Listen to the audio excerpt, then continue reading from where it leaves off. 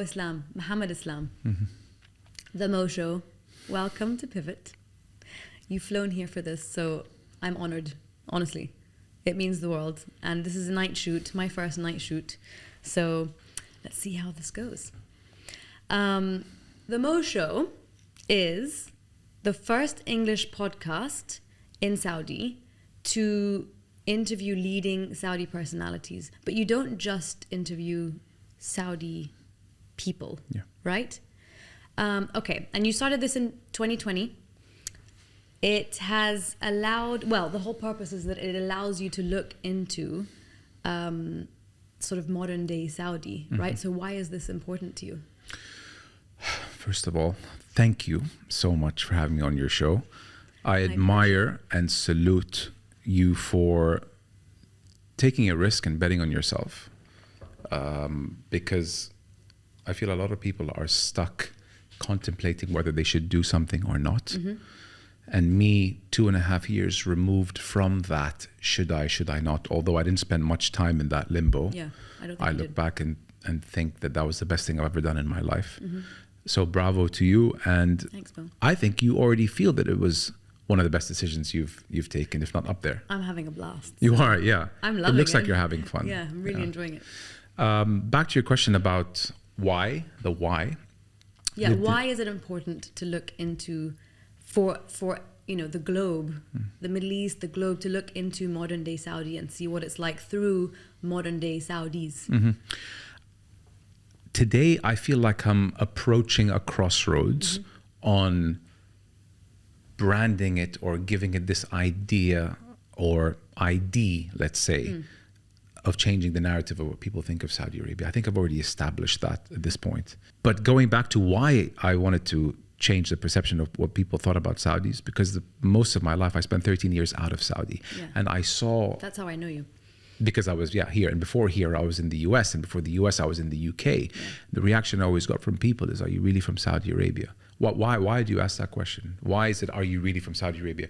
What is the image you have of Saudis, and how is it not commensurate to mine? 100%. You know? So September 11th didn't help us. We were dubbed as terrorists for the longest time. And maybe that narrative is still out there. Maybe it isn't. The stereotype. The stereotypes, you know, and Western media sure as hell didn't do us any favors. We were villainized overnight. And with my English speaking abilities and just the random man from the street, you know, I loved being, you know, a guy with no governmental duties, just a citizen from the street who's able to speak English and might have a little bit of courage to want to go and be vocal about it. I just took a chance and went for it. And I always felt that if not me, then who? And I think that's a good attitude to have in life. You know, just put on the next person. Let's put on the next person. It's like throwing something out of the window or using a plastic bag, for example. You know what? What difference is it going to be if it's just me that uses it? But if everyone stopped, if everyone was more eco-friendly, it'll make a difference. So I wanted to own it, and alhamdulillah, like the messages I get on the daily from people saying thank you for doing this for not only Saudi but for the region, showing what we're capable of. I was like, it just made me feel that I'm on the right track. You know what I love, Mo? You're from Saudi, okay? I'm half Iraqi, half English. We're both Muslim. Like, what I find so incredible and so important is for people to be able to identify, well, we are Arabs, okay? I may not be the most typical Arab, but I'm an Arab. You as well, with the way that you speak English, and you may not be the most typical, but you are an Arab. So I love showing how different Arabs can be, yet we are the same. And also, when you're winning, everybody else is winning, because you're changing what an Arab looks like to a person who may have that stereotype in their mind. So I love that. So we went off already. Whoa, we're like jumping in here. But you have 183,000 plus followers. Before you get into that, some of the best conversations I had is one that I don't follow the manual in. Yeah, I mean, this isn't even a manual. I just have little pointers to like keep me off, but it never works. We go off on a tangent most of the time. So you have 183,000 followers on Instagram, 10K on Twitter, 50K on YouTube with a total of 10 million views. Yeah. That's crazy. Done your research. Did you see my little rant on Instagram about my 3,000 views? I'm like, well, I probably shouldn't have done that. But it's fine.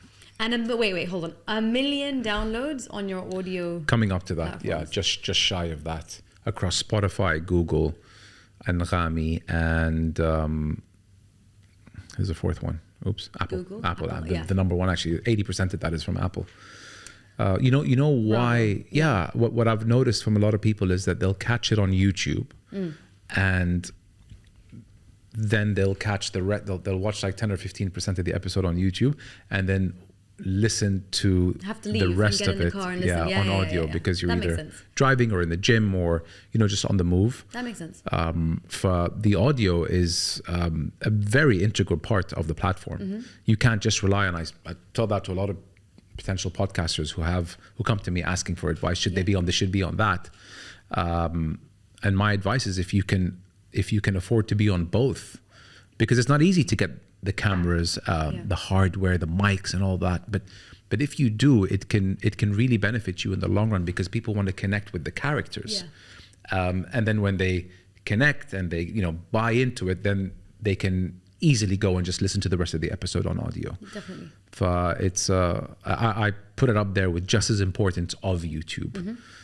And you'll probably you're on audio as well, right? I'm on Spotify. Okay. I'm on YouTube and Spotify. I've chosen to just choose to just that for the time being, but I don't see a harm in increasing the number of platforms. Honestly, just to reach more. Exactly. Yeah. Exactly. Okay. So you've been doing this for 3 years. Coming up to 3 years. So since COVID. So tell me the biggest realization you've had about yourself and about other people, because what you're doing connects you with people on a whole different level. So realization that you've had about yourself and other people over the past 3 years. About myself, I feel that I could have a conversation with anyone now. Yeah. And why is that? Because I've spoken to people from all walks of life, and I've only done 83 episodes, but those 83 episodes have given me an opportunity to speak with a more diverse group than the people I've spoken to my entire life. Yeah. Because your intention is to actually speak to a diverse group as well. Yeah. Like if I find that there is a professional bird watcher in Saudi Arabia, something as niche as that. Sure there is. I will go to them in their farm and shoot an episode there, because if I was just to show the same kind of person episode in, episode out, I'll lose a lot of interest from people. Sure. So you want to, as Tim Ferriss said, you want to almost direct your content to a different part of the demographic until you complete the wheel. So if you are watching it and you like it, should I just be taking notes right now? Different demographic, complete the wheel. So if you love this episode, you'll probably like the next one. Probably will hate the third one, indifferent about the fourth, like the fifth. By the time 6th or 7th come, I love that episode. Yeah. And in the meantime, you're getting exposed to different people from all walks of life. So that's what I learned about myself. I can have conversations with anyone. It's given me confidence. If I'm sitting... Yeah, I was about to say that. So you're able to put yourself or, insert yourself into a conversation with ease because of you're talking a lot. You know how to speak. Gave me confidence. Yeah. So if I'm on a plane with someone, I would typically just shut up. But now I can strike up a conversation because I have confidence. So that initial awkwardness of speaking to someone isn't there? No. Okay. No, not a problem. And honestly, that's one of the first things I've noticed, maybe 10 episodes in, that, wow, Mo, you can actually do this. And then when I see the history of where I was in episode 10 compared to 20 to 30 to 40, I'm like, okay, I could see that there has been major improvements, and that gives you confidence moving forward. What was the second part of the question? Well, the realization that you've had about yourself and a realization you've had about other people. So maybe something you've realized about all the people that you've interviewed, is there something in common? Like, is there a common denominator amongst, you know, the 80, how many episodes? 86? Yeah, 83. 83? No, that's what's beautiful. Those who I thought would be extremely comfortable and confident, I realized were human as well. Ah, humbling. Yeah. Those who I thought will probably stress the moment the lights go on and the cameras start rolling were cool as a cucumber. Everyone's going to come with their different sets of complexities and demands. Yes. And it taught me tolerance. That, listen, just because the last guest was easy doesn't mean the next one's going to be easy as well. No, you're not saying easy to interview. You're saying everything else. Chemistry. Like dealing with the everything. Okay. Demanding. For example, I had a sheikh on, British guy. He was an incredible, articulate, just his brain. I actually saw what it looks like to have a conversation with a genius, like a bona fide scholar. Okay. Just a genius. I couldn't keep up with his rhetoric. And at the end, I was like, would you like me? After, like, thank you so much, I almost bowed down to him. Like, thank you so much for coming on the show. We'll send you the first draft as soon as it's done. We spoke for an hour and a half. He's like, no need. I'm like, are you sure? He's like, yeah, I'm very comfortable with what I said. I'm like, God bless you. Thank you so much. So some guests are going to be like, oh, good. I was waiting for you to say, and then he drove me crazy. Yeah, Like, no. He He was didn't. that simple. He didn't. Okay. Well, it remains to be seen because we're about to start editing it. Okay. But I definitely felt that he's good. He is very comfortable with what he said, and he doesn't feel that he needs to get involved at all with. On the other hand, I had some people who came to me with 100 different edits that they wanted to do on an episode. So tolerance, Mo. You're going to get the tough. You're going to get, the mediocre who are neither here nor there, and the ones who are as cool as a cucumber. So just respect people's wishes and know that adapt. Yeah. Be able to adapt to who you're speaking with. Not everybody's the same. I guess. Not everyone's the same. And that made me realize as well that, like, I carry that into my life. So if I'm having a conversation with someone, like on the street or in the office, this guy has probably things that he's dealing with right now, and if he's having a bad day, he probably is, give him a break. So just to be more conscious of people's feelings. Yeah. That's very nice. Okay. I think it's a good trait to have, to basically give people a break. Yeah. What if you're having a bad day? It's just everybody should have that mentality. You know what I mean? I'm not saying, of course, if you're self-aware enough to have it, amazing. But sometimes you just wish other people had it too. It's a very interesting point that you bring up. You touched on something that I've never realized. I've never given myself a break to realize whether I'm having a bad day or not. Why is that? Because the moment I'm in this chair and we're about to roll and I'm airborne. Yeah. I'm in the pilot seat.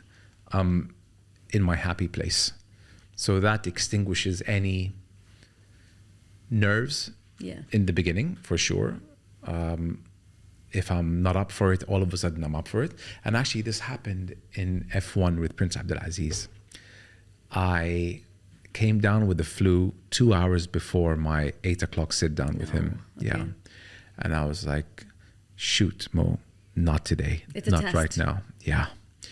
I remember I had orange juice, cappuccino, just something to carry me over to get through the next hour. He comes, say hello. Energy was there. Adrenaline is pumping through my body. We did an hour. All was good. Didn't feel any flu symptoms whatsoever. The moment we were done and he was out, I was sick and in bed for 2.5 days. Oh, God. Yeah. And that showed me that when I'm about to take off and I'm in the pilot seat, really nothing else matters. You can do it. It's amazing. But I feel like these things are such a test. It's like seeing whether you can pull through. Yep. And you did. Yeah. But good. You rested afterwards. Mm-hmm.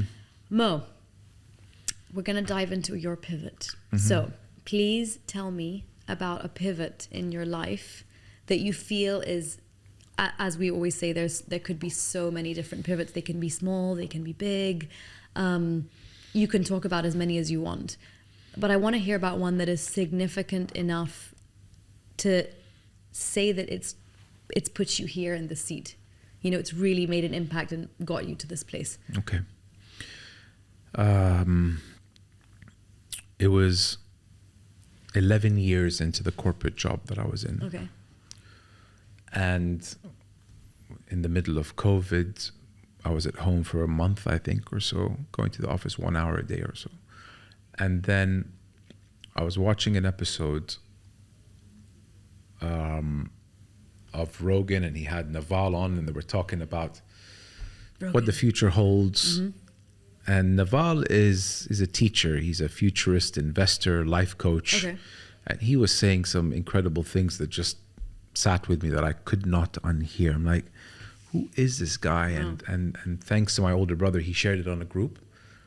But I don't think he knew that him sharing that clip was going to change my life. Yeah. Oh, wow. Send me the clip. Yeah, I will. I want to see this clip. It was their episode of 3 years ago. You should put that on your page. Yeah, I should actually, in all the show notes, that this was totally.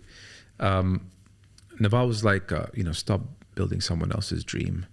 A monthly salary is as addictive as heroin. Words to such effect. Mm-hmm. Human being was not built to work 9 to 5, own a piece of a business. The end of the Industrial Revolution is the beginning of the Information Revolution. And I was like, what am I good at? And I watch a lot of Tim Ferriss, and Tim Ferriss is like, they say focus on your weaknesses and make it better. No, I say double down on your strengths.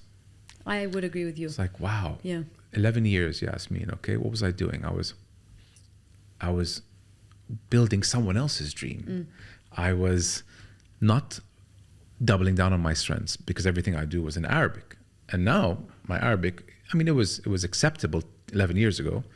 Now it's much better, of course, but English was my strength. I wasn't using my strength to good use, to my maximum benefit. Imagine my parents send me out of Saudi between the UK and the US for 12 years. I come back and I'm not exercising that language. Yeah. So that was a mother of all aha moments. But even Naval, even what you just said is an aha moment for me. Like, focus on your strengths, list them. There could be 1 or 10. Yep. Figure out. Anyway, sorry, but yeah. Wow. No, please, anytime.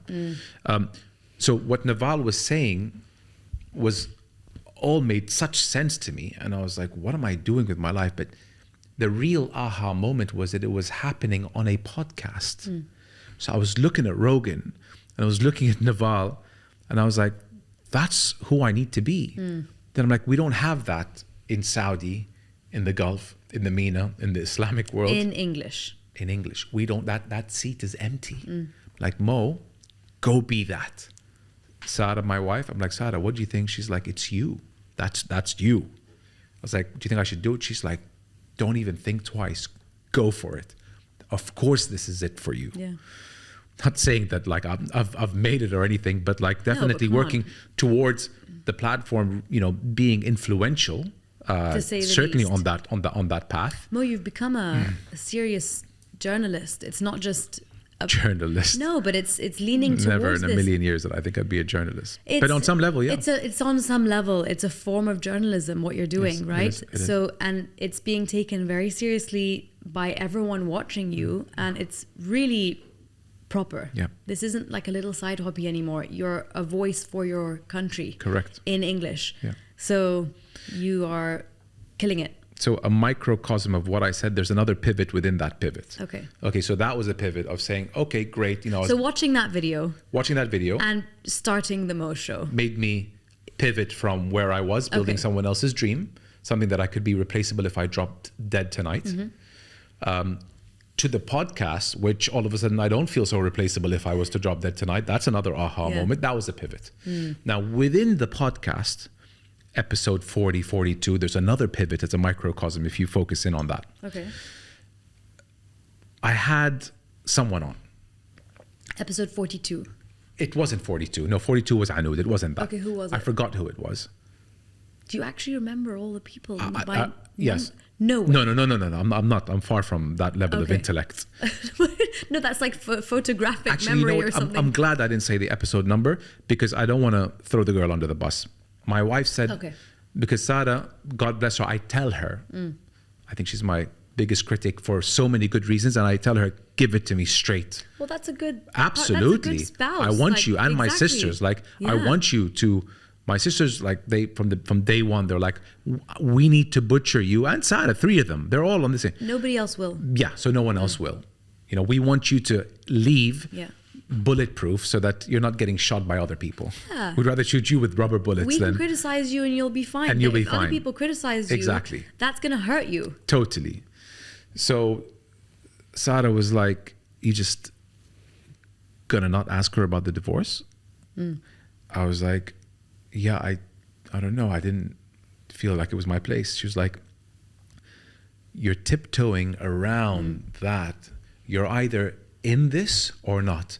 There's no such thing as half-assed journalism. Then you're just going to be on the fringe and just useless. Might 100%. As well go back to your day job. I was like, I hear you. And confrontation, real hard conversation was something I would always shy away from. If I'm mad at someone, I'll ghost them. That was the way I operated. And even that's changed the way in how I handle my personal problems, be it with colleagues, family members, friends, cousins. If I have a problem with you, I'll not pick up the phone and say, listen, I need to... So you used to ghost? I used to ghost. Or ice them out, let's say. And now... And what, until they come to you? Until they realize that where's Mo? And now I'm a lot more comfortable having difficult conversations with people. So I was like, okay, Sarah, you're right.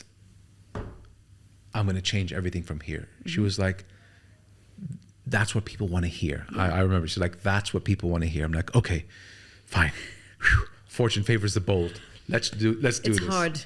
And the next one, I went for it. And I had a real hard conversation with the girl that came in next. Will you be comfortable speaking about your divorce before we were rolling? She was like, yeah, sure, please. And I asked her, and she really enjoyed answering the question. Okay. I think she also wanted to show those who are either, in the middle of a divorce or contemplating that there is life after it. Don't stay in something unhappy just because you're scared of what might be on the other side. Okay.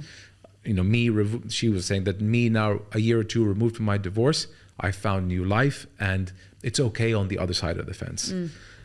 That's a very important message. Incredible. Yeah. That's an episode on its own. Yeah. Next episode, I was more comfortable asking those questions and after it.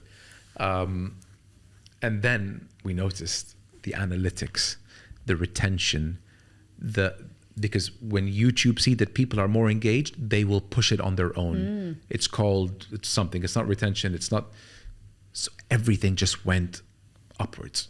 Wow. Only because the content improved. And the silver lining in all of this, it's all about the content. When I have people come up to me asking me about, podcasting and what's it like and should they start? First question is, what's your content? Yeah. What are you going to talk about? If it's just going to be cars, it's too narrow. It's too niche of a subject. Yeah, definitely. What's your message? Because your message and the way you deliver it is going to be the reason as to whether you have the analytics working in your favor or not. Yeah. So that's a double pivot that I just gave you. I loved it.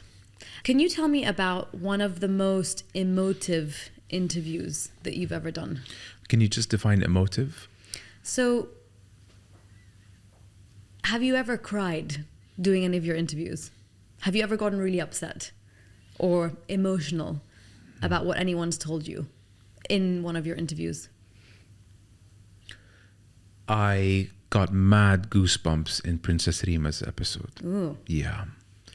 She was talking about what she had to go through 10, 12 years ago to help women, the stories she'd hear about women who were unhappy in their lives, the difficulties that they faced. And we're just talking 10 years ago. Yeah, it's nothing. And she's like, now I'm around either the same women or their younger sisters, and it's a completely different shift. You'd think that we're living 50 years removed from 10 years ago. And I was like... Do you find that healthy? Do you find that... I feel bad for the ones that had to suffer so much then. And it's like a new place. You know what I mean? it's like a bit sad for the ones that had to endure that. Yeah. You know? It is sad. A lot of people in my generation are thinking, we want a rebate or a discount on our up and coming teenage years, because we didn't have cinemas. The females couldn't drive. The freedom of wearing abaya or not. It's a total reverse in what's happening in Saudi. Like, for goodness sake, F1 was on 3 weeks ago. Which is all incredible, right? It's all an amazing, wonderful thing to see, but very fast. Like, everything's happening at such a fast pace, so it must be a bit confusing. It's I'm totally fine with the speed. The great Kobe Bryant said, "We have less time than we think," and I think that's a good way to live your life. You know, we could have easily said, "Let's not start the podcast this year. It's COVID and all that. Let's just wait till the storm blows, and we'll start." Delay. Yeah, exactly. Or you could have said, "You know what? Let me not start until I." I told you I did that though. I've been delaying this for a really long time. Yeah. More because I didn't know. It's more. You convince yourself that you don't know how, although you do know how. I had fear. It was a fear-based delay. You know. Anyways, fair enough. Delay is real. Yeah. So I've heard it been said a lot that it's isn't it all too fast? But we're trying to catch up here. Yeah. We're trying to catch up, not to any country. We're trying to catch up to our potential of where we could have been if we started doing this in 2000. We didn't. Started in 2017, 2016. I want to visit because I went to Riyadh in 2015, which is kind of before, I think, this big shift happened. And now I've heard it's a completely different place. So I'd love to come and see it. Completely different place. Yeah. Completely different place. Although Jeddah would be more your vibe. I mean, anywhere. Yeah. I think I know more people in Jeddah anyway, so I'd like to go to Jeddah. Yeah. It's more relaxed, and it's like the hippie town. What's the place with the Al-Ula? Yes, that's it. I want to go there. Wow. Really? I see you there, flourishing. Anytime between November and April, it's beautiful. It gets really cold there. The sights are gorgeous. Wow. Restaurants, 5-star restaurants left, right, and center. Wow. 5-star hotels opening up. So is the tourism booming? It is there. Yeah. More flights coming through by the season. More hotels are opening up there by the year. Amman is scheduled to open up. Oh, wow. Ritz, Fairmont, Four Seasons, all these have already booked plots. I think that town's going to see the most reversal from any town in Saudi. It's a continuation from the rock formation of Petra. So that red rock. That's what it reminded me of when I was seeing it. Yeah, definitely. Something about the air there is different. The energy. You feel, honestly, like I feel spirits when I'm there. Like I feel there's like a higher being, or there's something. Maybe? There is something there. If you were to pull out a decimeter or something, it won't be like Dubai, for example. Well, certain geographical regions tend to have a higher frequency. I don't know why. I don't know if it's based on minerals. I don't know if it's more cosmic or universal, but that's interesting. Well, in geology, we call it no, I'm joking. I was like, what? Okay. I have to throw one of those. In geology, I'm like, we? Yeah. What do you mean we? Oh my God, okay. You know what I realized by a couple dozen episodes in? Mo, you need a new wardrobe. You can't keep wearing your James Purse solid you're color. Reading my mind today. I literally was like, what am I going to wear? I need a stylist or someone to handle. You're a guy. You can wear a black t-shirt 10 times and it's fine. Yeah. Girls can't do that. Have you noticed that? Oh, I wore that in episode 1. I can't wear that again. Why do I feel you're always wearing a thobe? Or are you not at all? No, I'm not. I'm more comfortable wearing it, to be honest, especially if I'm 5 or 6 kilos over, which I was. But you have worn it, right? Like you've worn it a few times. Yeah. Okay. Look, if it's I expected you to roll in today wearing that. I was, but I said no. Okay. No. I'll do it if there's a government official. Yeah, of course. If there's someone that I have to be, more formal for, I would. But it's typically my James Purse solid colors. This is not a plug, but just all I wear. I have like one in every different shade. And I try to rotate between it. So if I wore the black one. So you're not a brandy? No, you'll never, no. If you see any brands, it's probably like a hoodie of the Mo Show, or maybe a design that my sister did. which I wanted to wear. Actually, do you mind if I throw it on? No, throw it on, of course. Even if it's a bit hot, You might throw be it on. sweating. Leave this part on. It'd be pretty cool. Yeah, you don't have to cut, by the way. You can just keep it on. So she's an artist, and she designed a hoodie Show me. with the street signs in Saudi that says Al Balad. Oh, Which that's is awesome. a really, really cool part Let me of see. town, yeah. I She's love like, it. XL Mo, I'm like, yep. There you go. Go sister. Does she have a brand? She has an Instagram page, and she does basically all her work goes from there. I'll check it out. So she did this thing, and now she does merch as well, like Awesome. pencil cases, hoodies. 4 brands Her stuff. for her stuff. Her okay. unique pieces. Yeah. Contact her for Pivot stuff. Jazz Islam. We'll put it in the show notes. Jazz? Jazz Islam. What's her name? Instagram What's her at name? Jazz Islam. Yasmin Islam, just like you. Oh, Yeah. got it. I'll check her out. Okay. So, how many? See, I'm used to asking the questions here. Not happening here, babes. It's not happening. Okay, so Hit me. Mo, let's say that money was no object and you were talking to your 21-year-old self. What would you do? 21-year-old. I would. Money, but like, how would the world run? Listen, it's a hypothetical question. Car collecting, car racer, anything to do with cars, building cars, collecting them, starting a car collection. At 21, that was my interest. Okay. Yeah.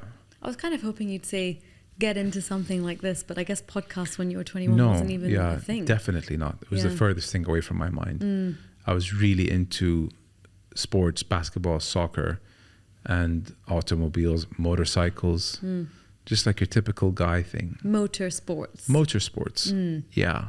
2 wheels, 4 wheels. And sorry, I have a question. Do you have a full-time job other than the Mo Show, or is the Mo Show your full-time? The Mo Show takes up half of, I would say, my evenings. Okay. Every day. Like, I'm doing something related to the Mo Show. All right. Luckily, we were fortunate enough to have a couple sponsors come on board. Tim Hortons, the coffee brand, and Pizza Hut. So that allowed me to employ someone on a full-time basis who handles production, show manager, and editor. So stuff that I would be doing You're for the past outsourcing 2 now. years, I'm now having people carry it. So Okay. that means the whole daytime I'm free to continue my day job, which is the family business. But eventually it's the Mo Show full time. That's something that I think is on the horizon. That's where the passion is. Yeah. I see you passion moving is. into that full-time quite soon. I mean, when I'm day job or when I'm working, in the family business, it's not something I think about when I'm not there. They're very replaceable. That's something that Well, but also maybe that's because it's been your constant and stability and rock. You know what I mean? Which I think maybe you take for granted. I'll tell you what it is, actually. When I started the podcast, it made me realize what I don't want. Okay. So for 11 years, I was doing that and it was good. I was a happy camper there. Happy. All good. Yeah, it was fine. And I enjoyed it. Marketing, it was my thing. Then when I started the podcast, it's like, hold up a minute. No. This is my thing. Yeah. Always wanted to represent the country. I always wanted to give back to the country from a young age.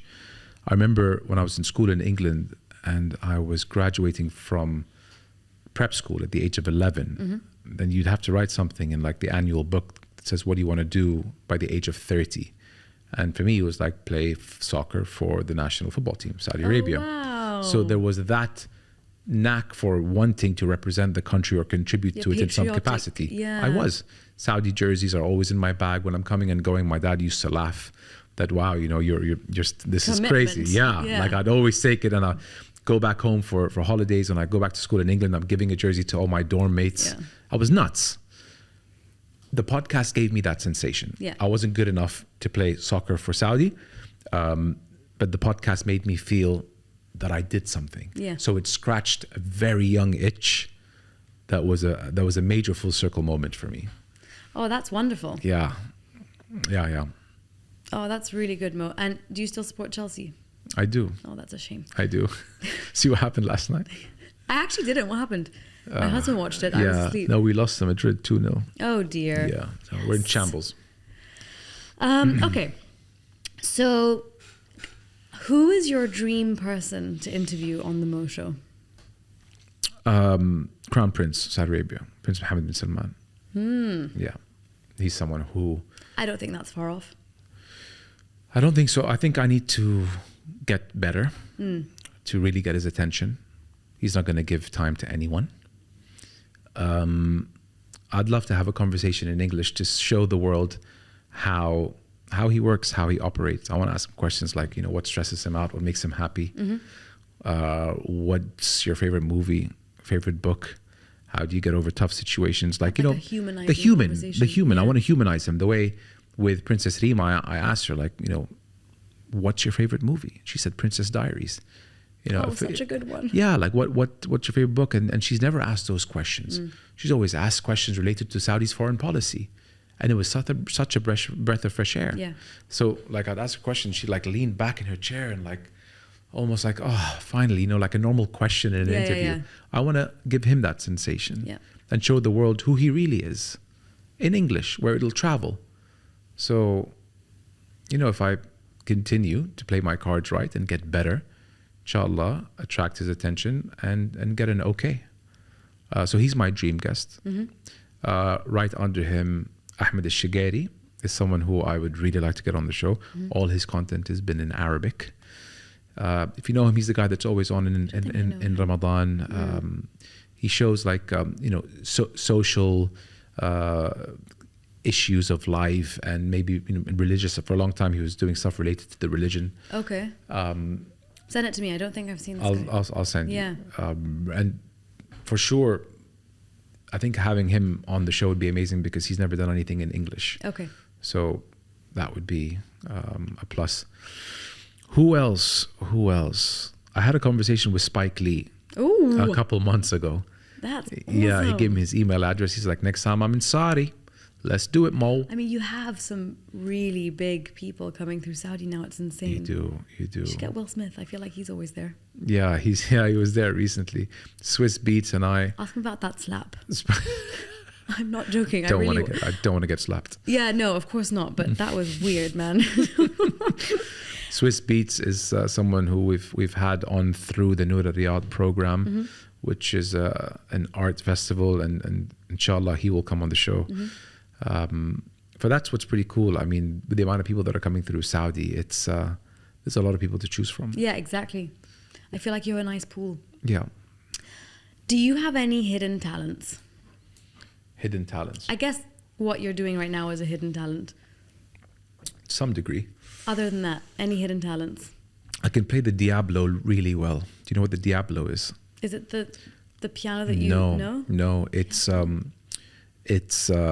two sticks with a string that you'd see people playing in circuses. Are you making something up right with now? That thing that goes around. It's huge in England. You're making something I'm up. I'm not. We'll put a picture up of this on the episode. So you have two sticks and a string, and there's something that you got to balance it in the middle. Like in a circus? Yes, and then like you got to hit your right hand so that thing in the middle can pick up speed. That's not an instrument. That's a. It's not. You didn't say instrument. You said you have any hidden talents, and I said I can play that. Oh, sorry. My mind went to a musical instrument. To a musical instrument. Okay. Yeah. Okay. But as far as musical instruments are concerned, and I will not prove it to you, I honestly feel that I have a very good singing voice. Give me something. It's not happening. Mo! No way. You can't say that and then not give... I'm not saying... Because my voice has changed over time and it's more of a podcaster's voice. Not that podcasters speak like I'm this. really disappointed. But I just take Just 5 seconds. Take my word for 2 seconds. it. 2 seconds. Take my word for it. Wallahi, there was a I'll time harmonize with you. Where I was singing in the shower and I was like, wow, Mo, you got it, son. I hate to say this, but I think most people in the shower sound quite good. Is it the echo? It's the warmth, it's the steam, so it warms up the vocals and the nodules and these things. But Mo, please, just 2 seconds. Yasmin, okay, I'll stop. Yeah, thank you. I love you, but just no. Okay, all right. I shouldn't have said that. I'm going to ask you a question. I played a triangle. I can play the triangle too. I should have brought my shaker, my egg shaker. You know your triangle. Just be like, yes, we'd be here all night until we're kicked out. I mean, Ramadan nights. Yes. Okay, so you're going to recognize this question in a second. Okay. What is something that's improved your life so much that you wish you had done it sooner? You're not allowed to say the Mosho. Good one. You asked me this question. Yeah. Do you remember? Yep.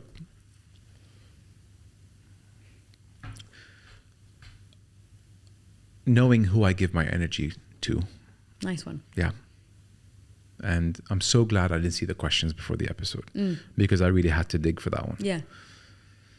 I've noticed in Ramadan now especially, this year I've learned that staying home and having futur there, which is what we did for maybe half of the days, was so much more just rewarding and my tempo than dragging myself to a place with people and food. You overeat, you over socialize. Do you mean being home?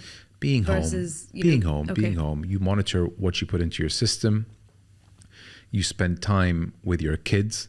I get a chance to put my twins to sleep, who are only 5 months. I get to chill with Adam. My wife Sarah is there by my side, and I'm just looking around and I'm like, what more do I want? Yeah, I'm happy, exactly. Do you know, this is all I need right now. As opposed to going to a disingenuous futur where you're just small talking left, right, and center. I went to one, I'm like, no, I would rather be at home right now. Home, exactly. But last year, I don't think we were at home once. Maybe we were at home once or twice, but other than that, we're on the go. Yeah. Energy. Be militant. Be forensic with who you give your energy to. Mindful of where you're going. Yeah. Who you give your voice and ears to. I think if you're not happy in life, you should get a reality check on who has control of your energy and your ears. Because an adjustment there can be the difference between happy and unhappy. This is what I've discovered. And it was a small tweak. Yeah. I wish I started that earlier, not at the age of 39. Yeah. That's a good one. Yeah. I thought so too. Okay. So I want you to give advice to anyone that feels stuck. It's really common for people to just feel like they're stuck, to feel like they're unable to move forward with passion, for even people to figure out what their passions really are. So what advice would you give people that feel stuck? You won't know until you try. All of these are going to be cliches. Fortune favors the bold. What's the worst that could happen? I, Muhammad, have failed in every single thing I have ever done in my life. What does fail mean? Fails mean I didn't live up to the expectations that people had of me or expectations that I had of myself. Is that failure? I think it's on some level, yeah, because it's not, you're not it. Like you're not the answer. So yeah, well, you didn't succeed. You didn't succeed. Yeah. Like maybe 11 years in the corporate job, that was my first taste of success. As they say in Arabic, majib tel Eid, you didn't make a disaster of the situation. Bravo, Mo. Bottom of class in every school I went to. Major concerns by the elders in my family. What the hell are you going to end up doing in life, education-wise? Yeah. So that, in and of itself, the schooling system needs another podcast on its own, but that in and of itself gave me little encouragement that I will one day make something of myself. So self-esteem was crap. I don't know if you can swear on this or not, but it was crap. That's not really a swear word, but yeah. So do you feel it was crap because of, well, you didn't do well in school, let's say. So then you have the teachers saying you're not doing well in school. Then you have parents or family members saying you're not doing well in school. Yeah, make your way to the dumbest class, please. You're in the lowest class. Yep. You're getting extra help maybe because you need that extra support, which makes you feel even weaker, let's say. And so that continues to happen until you're what, 18, 20? Yeah, in college too, things didn't get much better. 22, let's say. Maybe when I stepped into the real world and had my first job in this building, the company called Trax, and then another company just down the road, that's where I'm like, whoa, okay, as a professional in the working world, way better than I was in school. And these guys, And why is that? Why do you think in the professional world? because You it's did not, better. you're not segregated in the professional world based on intelligence. Yeah. Light bulb moment. I never thought of that till now. And do you feel in work it requires more having personal skills? Yeah. You know what I mean? Like, Yeah. so being able to deal with people, being able to speak to people. And if you have a good boss, you're not being spoken at as you are in school. You're spoken to or with. Yeah, it's very condescending. So the whole chemistry and the vibe and the landscape is completely different, one that I bought into. And I got a job here. I also got a job with the family business, and then I chose family over the one over here. And I was like, wow, okay, Mo. So just because school wasn't good all these years doesn't mean that the next 20 years of your life has to be as bad as that. So for anyone stuck, take a bet on yourself. I posted something recently on Instagram saying that the next move that you're scared of taking could be the one that changes everything. Could be. And if it doesn't, then that's fine. Maybe the one after that Keep is. going. Yeah. But like one of the sayings that I also pick up on is the worst regret that someone on their deathbed has is wishing that they tried. Yeah. I read that as well. Yeah. And then another one connected to that is that the worst day in a person's life is when you meet the person who you could have become. So avoid that. Avoid, the person. Never put yourself in a position where you will one day meet the person that you could have become. Go out there and be that person today. Just go out there and be that person today. But you won't be that person overnight. I realized 2 years into it that with consistency comes tweaking, with tweaking comes perfection, or close to perfection as possible. You're just constantly tweaking, but it takes years to reach it. That does not take a matter of weeks or months. It's patience and repetition. Eventually you'll get to where you want to be. But the feeling of stuck, I was there, not knowing. I wish I heard these words back then. Everyone has been there, and it's a shame to be like, I don't know, in your mid-30s, mid-30s, mid-40s, and feel that way, because it's your prime time to really move. And I'm not saying age is a factor, you can do it at any age, but I don't know, I feel like when you're still healthy and young and active, use that energy, because energy with age dwindles a little bit. Correct. My energy has. I don't know if that's just motherhood though and children, but no, it does to you. It does that to you for sure. Oof, it's a lot, but just use your energy wisely. The top 5 companies in the world between Amazon and Apple, and these guys all started it. Like, I saw the chart at the ages of 42, 45, 49. But don't you feel it's a positive thing to start also a bit later? So I'd say I'm 36, so I'm going to use now, but around mid-30s to 40s, you figured yourself out a bit more at this age. So looking back, I'm so happy I didn't do this 10 years ago when I kind of had this initial idea, because I wasn't whole. Mm-hmm. Like, I hadn't had enough life experience. I hadn't gone through things.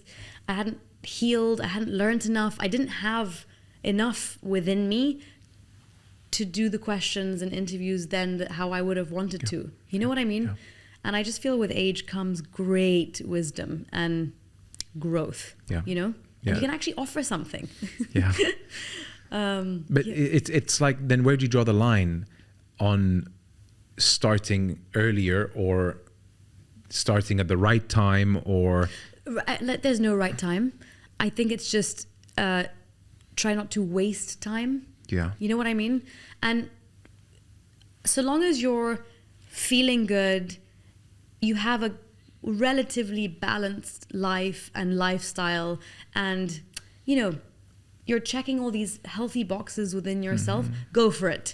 I feel if you're completely off and doing things to an extreme and, partying to an extreme or doing anything to an extreme, something's off and you're probably not on the right path. That's a great way to live your life. Too much of anything. Balance yourself out and go for it. Yeah. Being extreme in anything should be a red flag. Yeah, it is a red flag. About keeping going and consistency.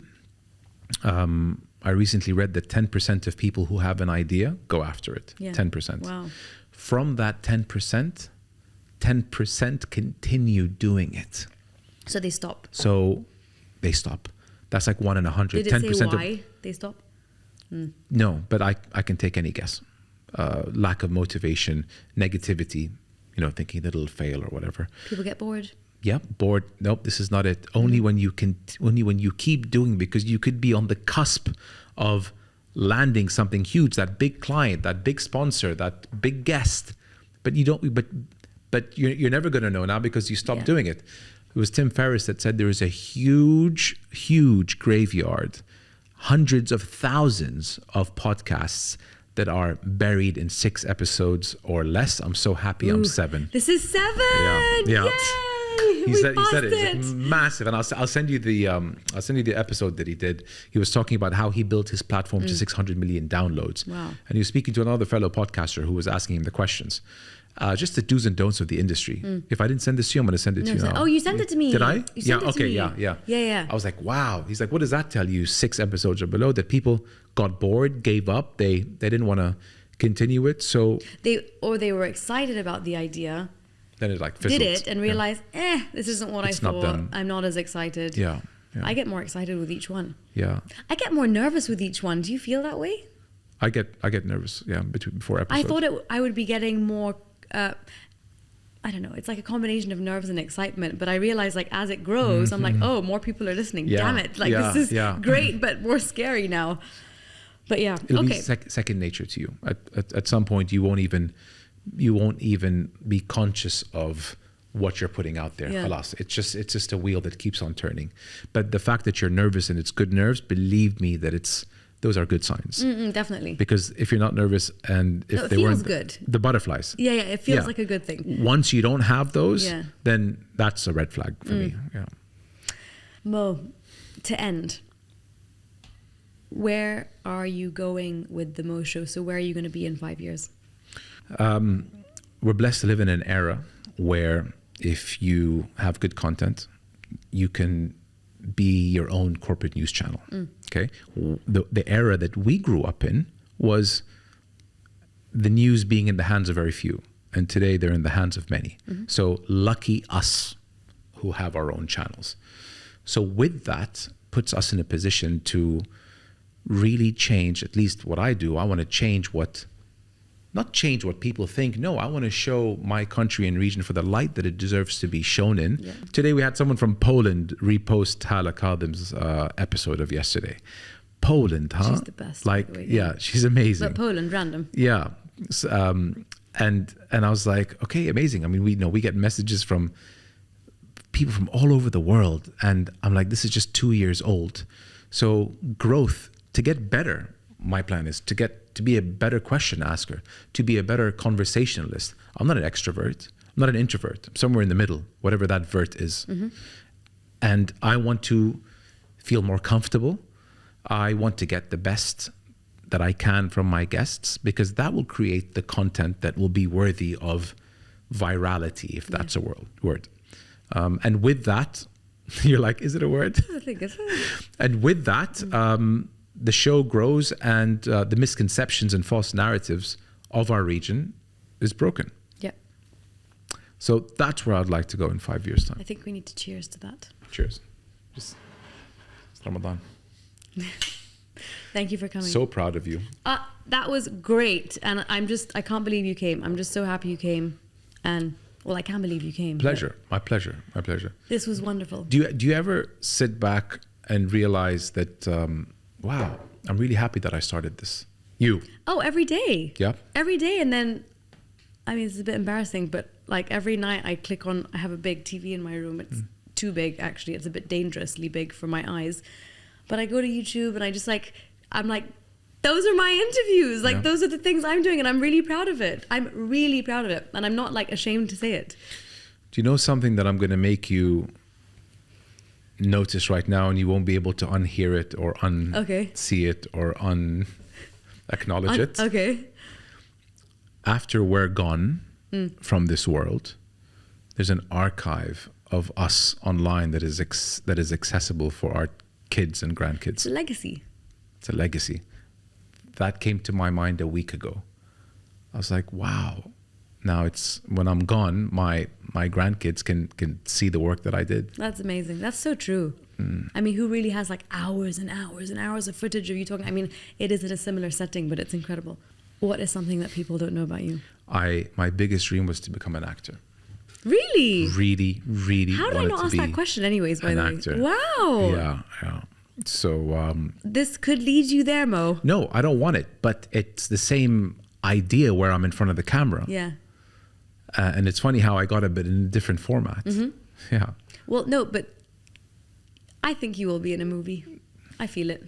Wow. Never say never. Yeah, never say never. This is so cool. Look what happened to The Rock. I mean, he was a wrestler, and now he's the #1 paid movie actor. I could see you being a good actor. Did you do theatre in school? I did do theatre in school. No, it shows. I Yeah, did too. It's like the best thing ever. It is. Hello. Amazing. We're going to get kicked out of here. Yeah, exactly. Thank you so much for having me on. Thanks, Mo. All the best. This was amazing. You're awesome. Welcome to Pivot. Bravo.